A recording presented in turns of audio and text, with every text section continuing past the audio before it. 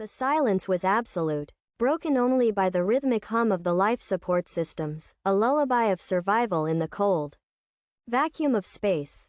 Dr. Aris Thorne floated within the observation dome of the Kepler 186f research station, his gaze fixed on the swirling nebula that painted the cosmos beyond. It was a canvas of vibrant colors, an awe-inspiring spectacle that had captivated him for months, yet tonight, the beauty felt tainted, overshadowed by a growing sense of unease. He was alone, the sole occupant of the station, a silent sentinel watching for anomalies in the Kepler Expanse. His mission: to detect and analyze any unusual energy signatures, anything that might hint at the existence of, well, anything beyond the known. Most days were monotonous, filled with routine scans and data analysis, but tonight, something was different. A flicker, a barely perceptible distortion in the fabric of space-time, had registered on the station's sensors. It was faint, ephemeral, but undeniably present. A shiver ran down his spine, a primal fear triggered by the unknown. He adjusted the magnification on the observation dome, focusing on the sector where the anomaly had been detected.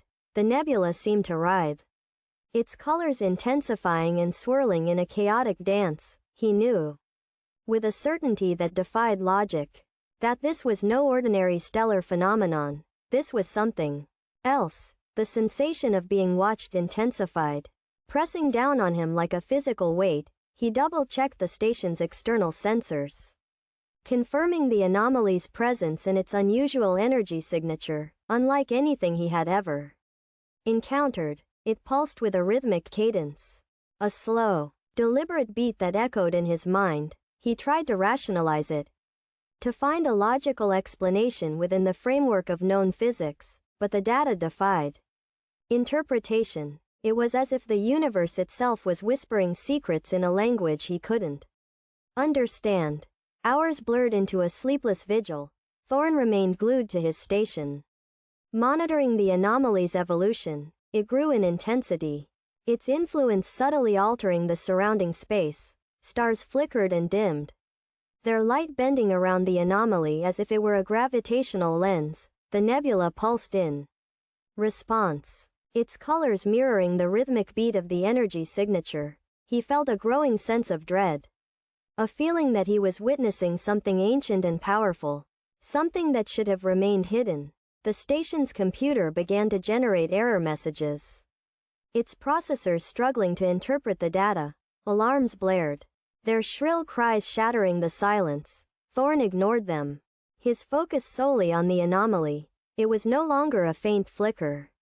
It was a gaping maw in the fabric of reality, a portal to something beyond. He felt an irresistible pull, a hypnotic force drawing him closer to the abyss. He fought against it, clinging to the last vestiges of his sanity, but the anomaly's influence was too strong. His mind began to unravel, his thoughts becoming fragmented and distorted. He saw visions, fleeting glimpses of alien landscapes and grotesque creatures, all bathed in an unearthly light. He realized, with a horrifying clarity, that he was not alone. The anomaly was a window, a gateway to a realm inhabited by beings of unimaginable power and malevolence. They were ancient, cosmic entities, their existence predating the universe itself, and they were reaching out, their minds probing his, seeking to breach the barrier between their reality and his. Thorne screamed, a desperate cry of defiance against the encroaching darkness,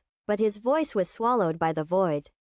Lost in the cosmic symphony of the anomaly, he felt his consciousness fading, his identity dissolving into the abyss. He was becoming one with the anomaly, a part of its unknowable essence. Then, just as he was about to succumb completely, a flicker of resistance sparked within him. A memory, a fragment of his past, surfaced from the depths of his mind. It was a memory of his daughter, her laughter echoing in his ears. The memory ignited a spark of hope, a desperate will to survive. He clung to that memory, using it as an anchor to tether himself to reality. He fought against the anomaly's influence, pushing back against the encroaching darkness, he focused all his mental energy, channeling his will into a desperate plea for salvation.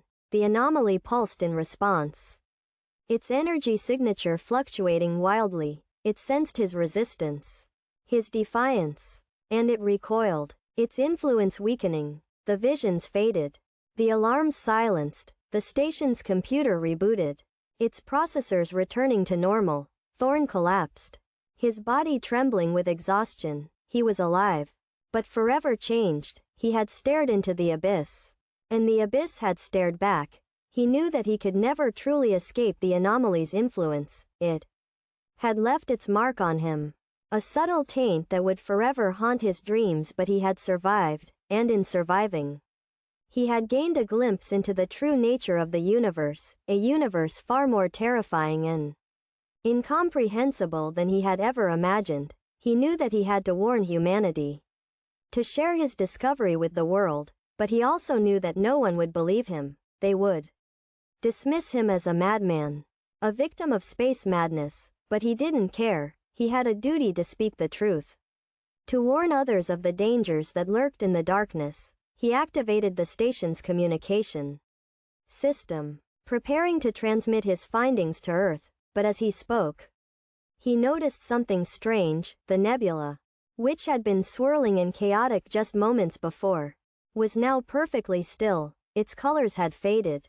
leaving it a dull, lifeless gray, and in the center of the nebula, where the anomaly had once been, there was only nothing, a void, an absence of space and time. He felt a wave of nausea, a sense of overwhelming dread. He realized, with a horrifying clarity, that the anomaly had not been contained. It had simply moved on, leaving behind a void in its wake, and he knew, with a certainty that chilled him to the bone, that it was coming for Earth. He tried to scream, but no sound escaped his lips. He was paralyzed with fear, unable to move or speak. He watched in horror as the void expanded, consuming the stars and planets in its path.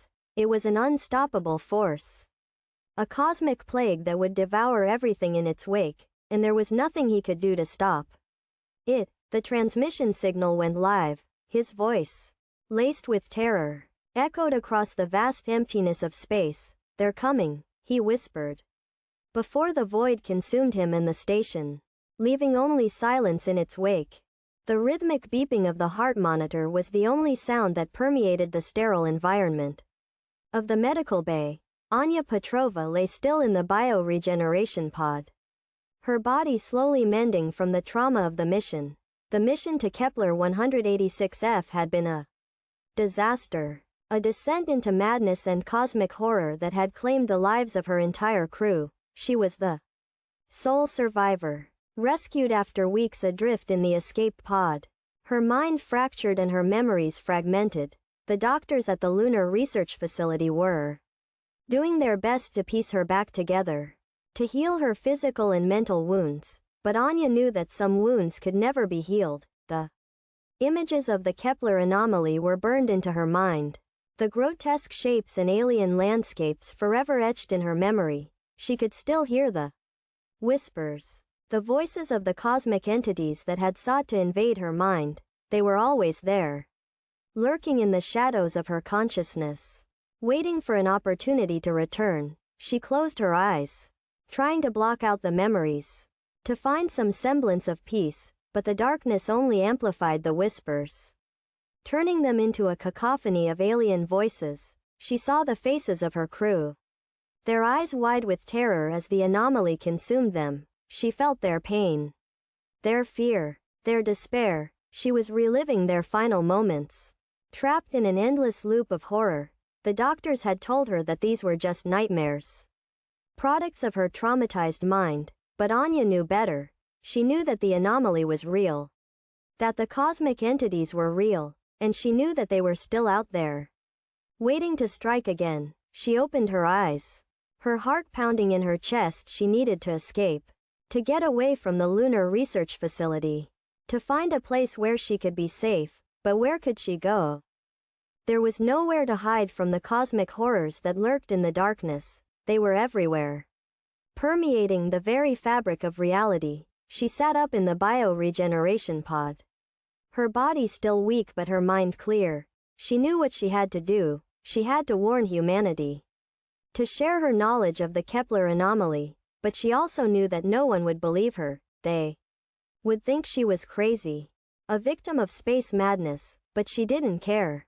She had a duty to speak the truth. To warn others of the dangers that lurked in the darkness. She slipped out of the pod. Her bare feet padding silently on the metal floor, she made her way to the communication center. Her heart pounding in her chest, she activated the system, preparing to transmit her message to Earth, but as she spoke, she noticed something strange. The stars, which were normally visible through the observation dome, were now obscured by a dark, swirling cloud. It was the Kepler anomaly.